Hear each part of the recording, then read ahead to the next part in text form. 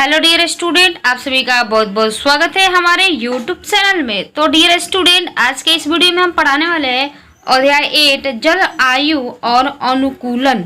तो इस चैप्टर को जो भी प्रश्न अभ्यास रहेगा इस वीडियो में हम कवर करने वाले हैं। तो चैनल पे न्यू है तो चैनल को सब्सक्राइब जरूर कर लीजिएगा।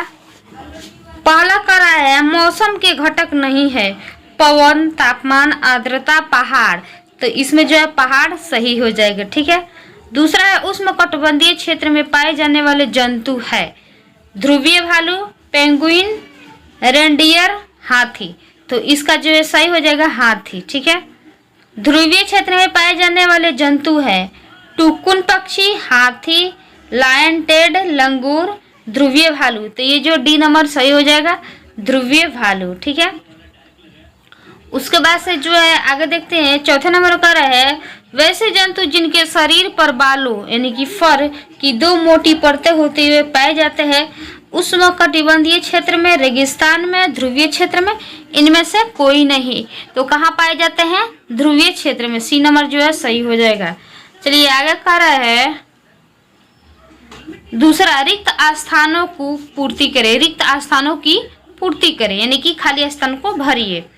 पहला है दीर्घ अवधि में मौसम का औसत डैश डैश कहलाता है। तो यहाँ पे आप लोग लिखिएगा जल आयु, ठीक है, जल आयु, ठीक है।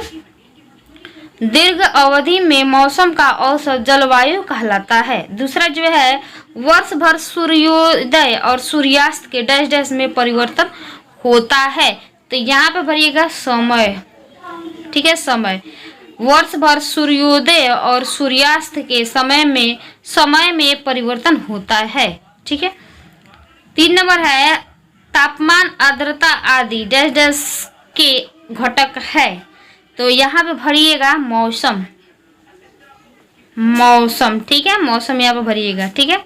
अब तीसरा प्रश्न कह रहा है उष्णकटिबंधीय वर्षा वनों में रहने वाली हाथियां किस प्रकार अनुकूलित है। तो यहाँ पे देखिए इनका जो है उत्तर है,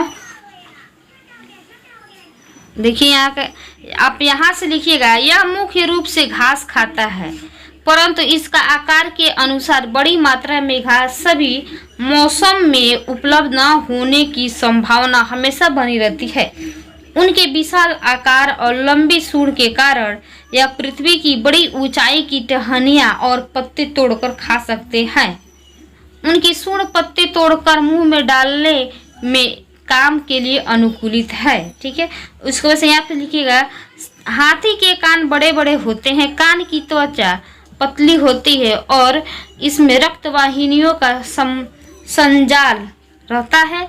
आपने देखा होगा कि हाथी हमेशा अपने कान हिलाता रहता है, इससे उसे शरीर का तापमान नियंत्रित करने में मदद मिलता है, ठीक है।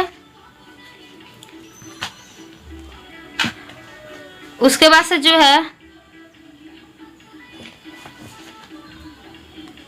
चौथा कह रहा है मौसम और जलवायु में किस में तेजी से परिवर्तन होता है। तो मौसम और जलवायु में किस में जो है तेजी से परिवर्तन होता है, देखिए मौसम और जलवायु में से सबसे ज्यादा मौसम में परिवर्तन होता है। मौसम में परिवर्तन थोड़े ही समय में ही हो जाता है और जलवायु में जो है परिवर्तन के लिए लंबे समय का जो है दूरी तय करना पड़ता है, यानी कि लंबे समय में उसमें जलवायु में परिवर्तन होता है।